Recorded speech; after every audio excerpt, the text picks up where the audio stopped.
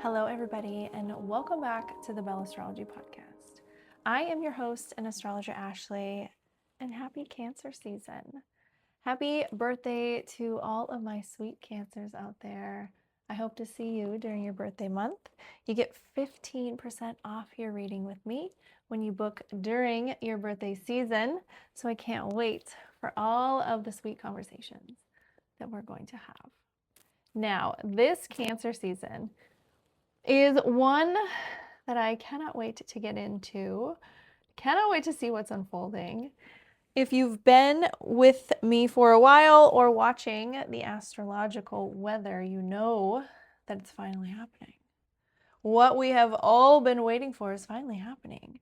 The final outer planet is finally shifting signs and joining every single outer planet in a brand new sign. That is wild. That is an entire collective shift. That is an entirely new world, and it's happening in Cancer season.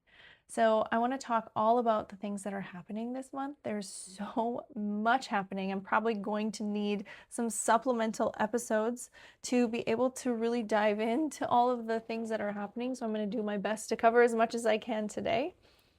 But let's start and just talk about Cancer in this season.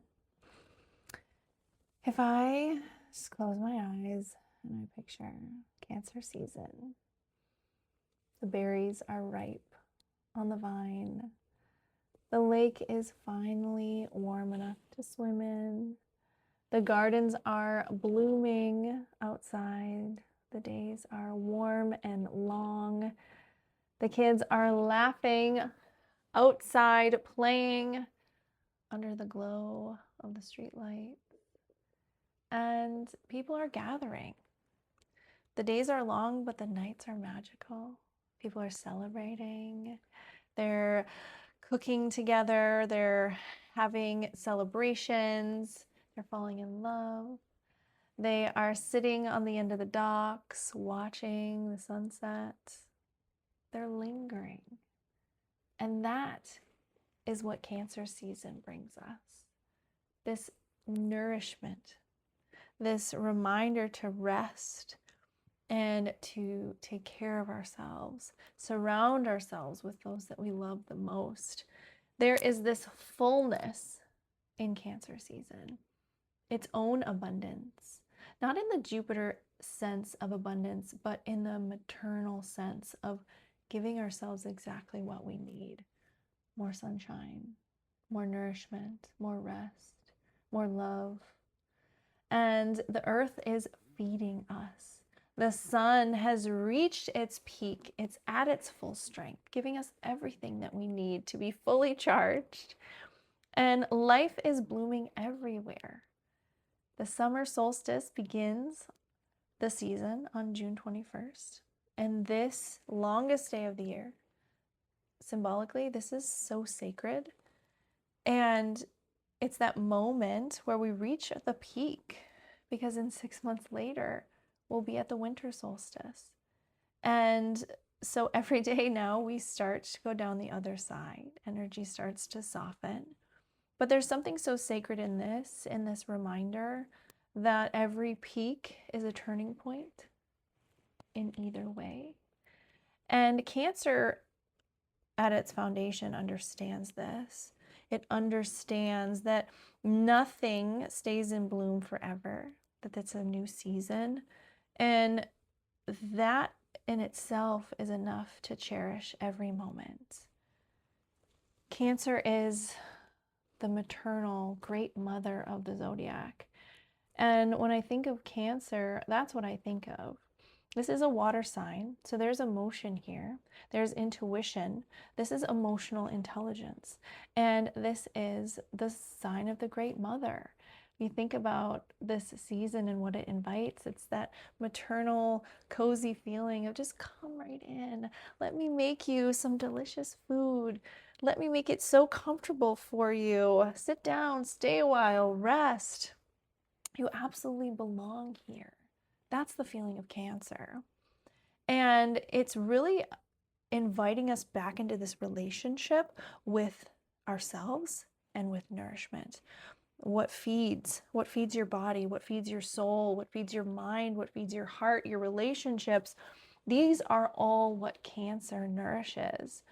And when we layer in the astrology of what's happening during this Cancer season, it's still Cancer. It's still the home. This is the mother's residence. Only the house is maybe shaking a little bit. The mother's still there, but with everything going on within the home, the table's still set. The food is still being prepared. It's still warm. But outside, there's thunder. And there's lightning off in the distance. And the landscape is changing. The future is here. It's arriving. And that's what makes this Cancer season so unique, that everything is still remaining steady, but changing at the same time. And it's so perfectly timed. It's like we needed this Cancer container to hold us within to handle all of this change.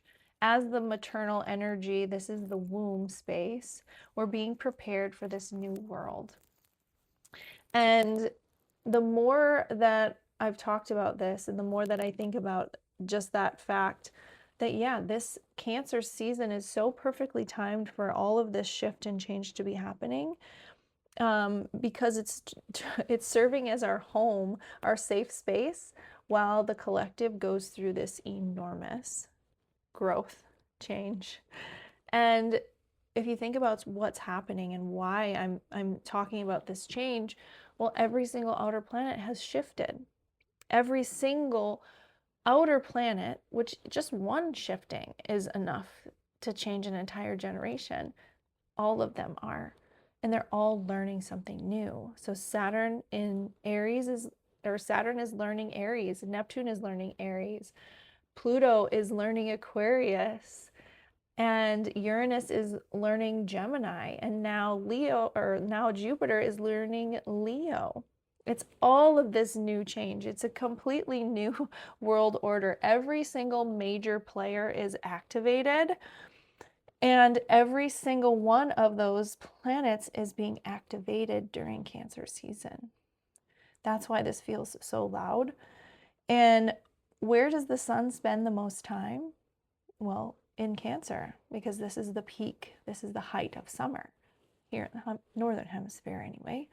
And spending that amount of time, our source, our energy coming from the sun, in the sign of safety, of home, emotional intelligence, intuition, belonging. It's like the cosmos has intentionally made all of this happen while we're safe within the womb of Cancer season. And I think that symbolism is so beautiful. And going back to that image of what this looks like, it's still Cancer season. It's like the family reunion is still happening, but it's during a thunderstorm. The weather's a little crazy outside. It doesn't mean we're not going to gather, we're not going to eat, we're not going to feast, we're not going to have fun, we're not going to make memories. Of course we're going to do all those things. It's just going to be a little stormy outside. Everyone can see it. Everyone knows it's there. Everyone's read the forecast. It's not going to stop us. And I think that's a wonderful message for everything that you're hearing astrologically, and even seeing this happen in real life collectively, that this is still life. Astrology doesn't dictate our lives. It's a tool. It's a resource. And what I think is the message of this season, and I'll share with you why. I think this is finding your center, your truth, who you truly are, while everything is changing. And the season is setting that up so perfectly to remind us that we need to eat, we need to rest, we need to nourish ourselves and take care of ourselves, remember who we truly are, because we're going to need it. Okay. Now, that disclaimer, this is not about predicting an event. This is not about saying this is definitely going to happen. People do use astrology for that. I use this as a tool, like a weather forecast. I can tell you that it's ripe for a thunderstorm, but I can't tell you how much rain we're going to get and exactly who's going to get hit by it. But I can tell you that the conditions in the universe, in the environment, are ripe for all of that. And so, again, we don't let astrology dictate our lives. This is awareness and information. And a beautiful tool to know that the message that the universe is sending is to connect with you. Remember who you truly are, because when everything changes around you, how you act is the most important thing. And being true to yourself and acting from a place of authenticity and your center home is exactly what the universe wants us to do right now. Staying connected with people that we love, making sure we're nourishing ourselves and we're getting that rest. This is the sign of home. And so I would say, you know, I wouldn't say stay home, but at the same time, as this is the sign of home, maybe you do stay home. I myself will absolutely be spending as much time as home as I can. I love the summer here in northern Minnesota. I don't want to travel. I don't want to go anywhere. I don't want to be in large crowds. So you get a choice. You get to do what you want to do. But let's talk about what's happening astrologically so you can understand why this is all significant and important. So the first thing that I want to do is talk about the first week of July, because that's where I really see everything really picking up and the momentum happening. So Jupiter will have just entered Leo. This is that collective shift. Everyone's going to feel this. Wherever Jupiter goes, it expands and brings with it, luck and expansion. But in that, expansion can go both ways, right? Whatever you focus on expands, good or bad. So there is that. Always caveat with Jupiter. On that same day, Mercury is going to go retrograde. We have a full moon in Capricorn. The day after that, Neptune is going to go retrograde in Aries. And then the day after that, Mars is going to square Saturn.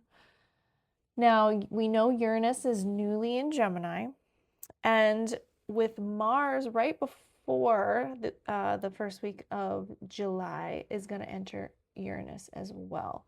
So as soon as Mars gets into Gemini, this is when everything really heats up, because Mars is going to activate every single one of those outer planets. And this is why it feels so loud, because Mars is an activating planet. This is the planet of our actions, how we move, where we get inspired and motivated, but it's also where we get angry and irritated and aggressive. Those are Mars things. And so whatever Mars is interacting with, it brings that to the table. And so if you think about Mars being the trigger, the exterior planets, the outer planets, those are like tectonic plates. What happens when the tectonic plates get triggered is earthquakes. So Mars is really doing a really good job at being a catalyst this Cancer season. So let's talk about when Jupiter enters Leo, because that collective mood shifts. For the last year, Jupiter's been traveling through Cancer. Cancer is protective and inner focused. We are doing the healing. It's emotional. It's family centered. Well, Jupiter moving into Leo is like, yeah, I've done all the healing. I've done all the preparing. I am ready to show myself. I'm ready to go out into the world. I am ready to take the stage. Now, at that same time, Mars, just moving into Gemini, is meeting up with Uranus. And this is whenever Mars and Uranus get together, it is truly an ignition point. This one really grabs my attention because when these two planets get together, it's sudden action. It can be rebellious. It can be liberating. It can be very innovating, but it can also be impulsive, and accidents tend to happen when these these two get together. And when they're together in Gemini, Gemini is information and data and communication and technology and media. There's a lot getting activated there. We already know that's the number one thing that we talk about. The media, AI, these data centers, who's watching us, who's listening, who's communicating with us, what information are we being fed, controlled, watched, restricted, all of that. When Mars and Uranus get together in Gemini, it is an awakening. It's an activation point. It could be explosive when these two get together. But I see this as more of that awakening phase of a lot of people getting kind of to that point where it's like, what are we doing? I can't do this anymore. I can't take this for what it is anymore. I want the truth. I demand the truth. I'm ready to change, and I'm ready to see things differently. And with Mars being involved, it's time to act. It's time to act on that. At the same time, Mars is making a trine to Pluto. So it's a supportive aspect to Pluto. But with Mars and Pluto together, this brings an intensity. It brings focus, where there is some impulsivity when Mars and Uranus get together. Mars and Pluto together is incredibly intense, focused, strategic. And so watch for that. I think that can be incredibly empowering if you're at a point where you are ready to make a change, or you're, ready to just let your true self be. You need that empowerment. You need that. You need that focus. But if what is revealed and awakened or is in the hands of, let's say, anger or maybe not positive things, that gets the same treatment. So wherever Pluto goes, it definitely doesn't diffuse. That's more of a Neptune energy. It concentrates. It makes it stronger. So that one, even though it's a positive aspect to Mars, I think in the wrong hands, that one can be a bit concerning. Now, at the same time, Mars then will be squaring Saturn. These two planets, they go about things in totally different ways. Fundamentally, they're about different things, whereas Mars is about action now. Saturn is like, you don't act until you prove that you're ready. And where Mars is like, just press the button, go. Saturn is like, no, we're going to wait. And so there's a tension there between these two in a square. And Mars's reaction is going to be to fight, where Saturn is going to be like, F you, and throw the rule book at him. Go right to jail, right? So this square creates this friction, and neither of the planets is feeling very comfortable in this situation. And so I think there's this overall feeling here of being restricted or caged or blocked. And whenever we get in those situations, a caged animal, what do? They get frustrated, resentment, there's impatience, and then frustration, anger. So that's quite a significant thread of energy woven between all of these. And I think the sequencing of when Mars is meeting each of these planets is really important and fascinating, because it meets up with Uranus first, and there's the awakening. I didn't really mention this, but then it meets up in a sexy sextile to Neptune, which provides a vision to direct that motivation in a direction. Pluto meeting Mars is power, and then Saturn and Mars is a reality check. So it's almost like, here's the breakthrough, here's the dream, here's the power, Now go prove yourself. And with all that being said, at the same time, we have a full moon shining a big bright spotlight over everything. And we know that whenever we have full moons, the energy is heightened. And this is a Capricorn full moon. This moon is wanting results. This moon is about accountability. And wherever the full moon shines, it's bringing what is hidden to the surface. It wants accountability. And so, that all being said, I think this is truly, it doesn't need to be chaotic, but it is very much a catalyst. And so with all of that volatility I see with Mars and Uranus getting together in Gemini, I would not be surprised if we have just sudden information given to us, sudden developments, news, decisions being made, some things that are shocking, technological disruptions, and transportation issues, because I forgot to mention, happening at the same time, Mercury is going retrograde at the same time. This week is literally feels like a launch sequence, and we know that launches are messy and they're loud. And the astrology is pointing to this collective turning point where people are going to suddenly realize it's time to change, be motivated to do it, have power behind doing it, and immediately encounter the reality of what that change actually entails.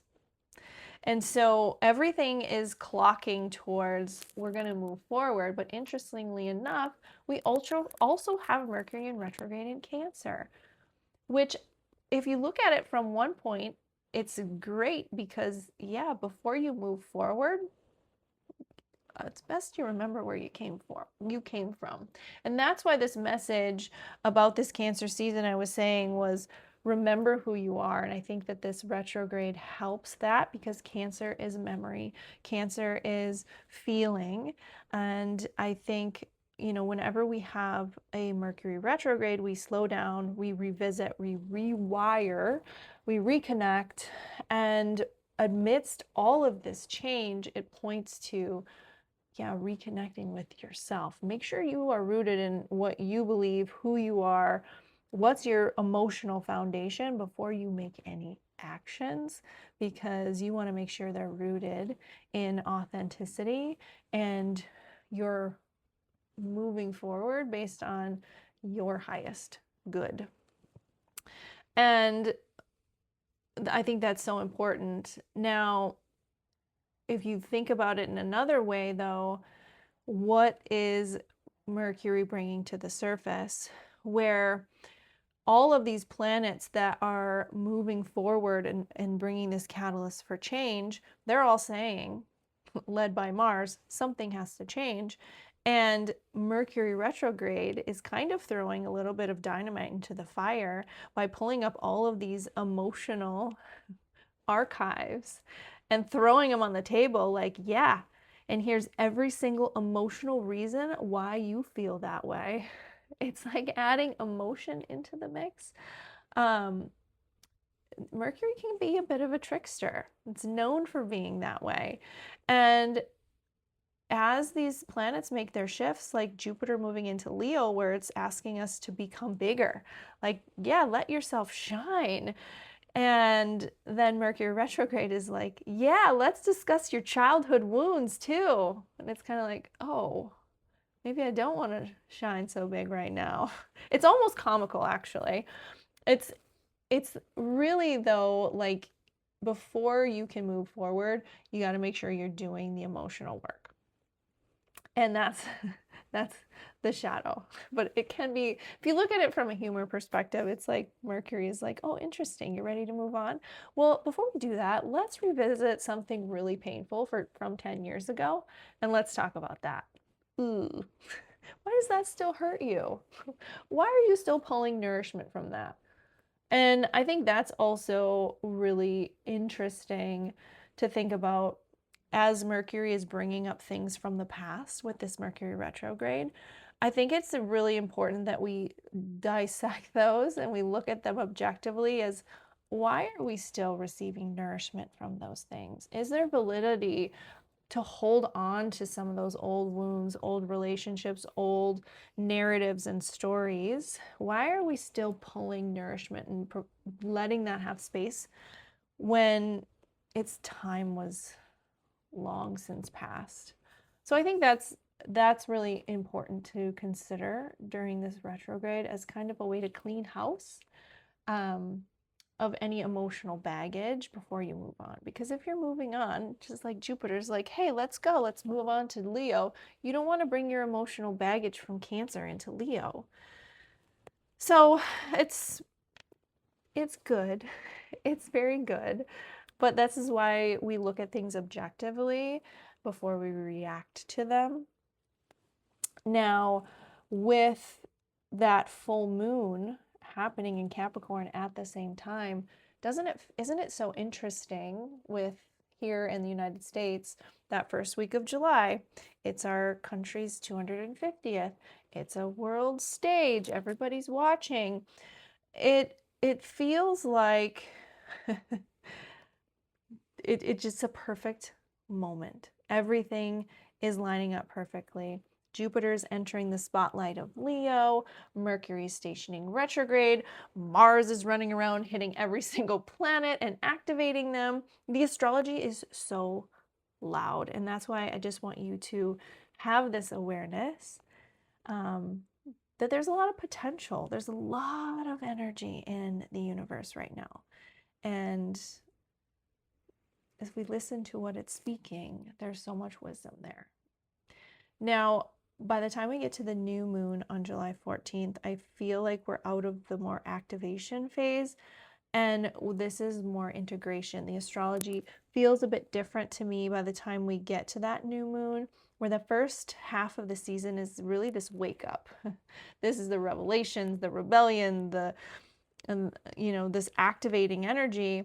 Now, when we get to the new moon, when everything is there, it's like, what do you need now? And I think that is a very different conversation. What you need by the new moon is probably very different from what you've ever needed in the past.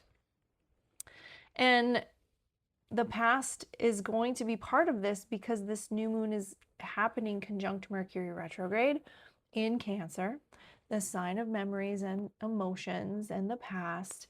And even though new moons are about beginnings, because we're conjunct retrograde Mercury, it could be a new beginning that is rooted in an old story, something revisiting, coming back from the past that maybe wasn't ready until now. Could be an old dream, an old relationship, maybe an old version of you, something that's been forgotten, a old family story, or a truth that you've been avoiding. So this new moon feels really, really personal. And with Jupiter also being close enough to be conjunct, it's almost like really magnifying it and saying, yeah, this really matters. Why do you keep having these same thought patterns? Well, there's probably something there. Going back to that question, what are you still getting nourishment from and why? And why are you still thinking about this? Well, there's a reason. So sitting with that and noticing as we approach this new moon, I think is really, really what this one is going to be about. Now, as we close this episode, because there's a lot going on, and I didn't get into too much detail on all of those pieces, but with all of that being said, and knowing that we're at this point where there's change, and change is not a bad thing at all. We came here to change. We all signed up to be on this planet at this time for a reason. I really want us to celebrate and recognize this is the solstice. This is that joyful beginning of summer. And this is a heartfelt season. Regardless, it's Cancer season. no matter what is unfolding in the world around you, you know who you are. And Cancer reminds us that every moment is precious and what you make of it. And the sun is shining and the flowers are blooming and the day is long. And you chose to be here now. And there are memories that are waiting to be made. There are people that are waiting to be loved. And there is nourishment that's available for you right now.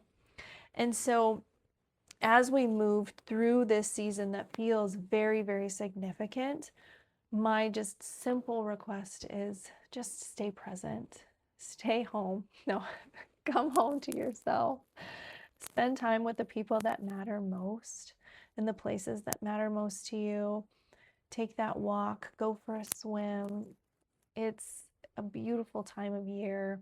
Let yourself really receive all of the beauty that's available in this present moment. Now, if you'd like to explore deeper this Cancer season, I'd love to have you join me for my Cancer season astrology night with Ashley, happening on Wednesday, June 24th at Divine North. These are one of my favorite events to hold. Not only do I get to share so much more astrologically about what's happening, but we really gather together in community. We share a sacred cacao ceremony. We gather in circle and we talk about the powerful messages of this season and what it's really illuminating for each of us. Now, I also have a full moon sound bath and a new moon sound bath. The full moon is happening on June 29th. The new moon is on July 14th. Both of these are at 5:30 on or at Divine North. You can reserve your spot on the Divine North website. And if you are feeling called to go deeper, this would be a perfect time to sign up for a reading with me. At the peak of summer, let's explore what this season is activating in your chart and what's asking for you to really nurture and may be an invitation for you to grow into. And of course, if you are a Cancer, sign up for that birthday reading with me with your 15% discount code. Use Solar Return at checkout when you book during your birthday season. Happy birthday, Cancers. Thank you all so much for being here. Thank you so much for your support. I love to see the episodes being shared and liked, and I love all your comments and engaging with you in that way. Your support means so much more than you know. And I am so, so grateful for each and every one of you. Now, be sure to join Jessica and I on Sunday mornings for our new adventure, Metaphysical Mornings. It's a morning show where we explore all the magic and mystery and big questions of this life. Nothing is off the table. Grab a cup of coffee or cacao and come spend time with us. We would love to get to know you in that space at all as well. And this show will be on YouTube. Just look up Metaphysical Mornings and you can tune in with us every Sunday. All right, you guys, until next time, may this Cancer season remind you of the magic in this present moment. And no matter what is changing around you, you always have a home to come home to. From my heart to yours,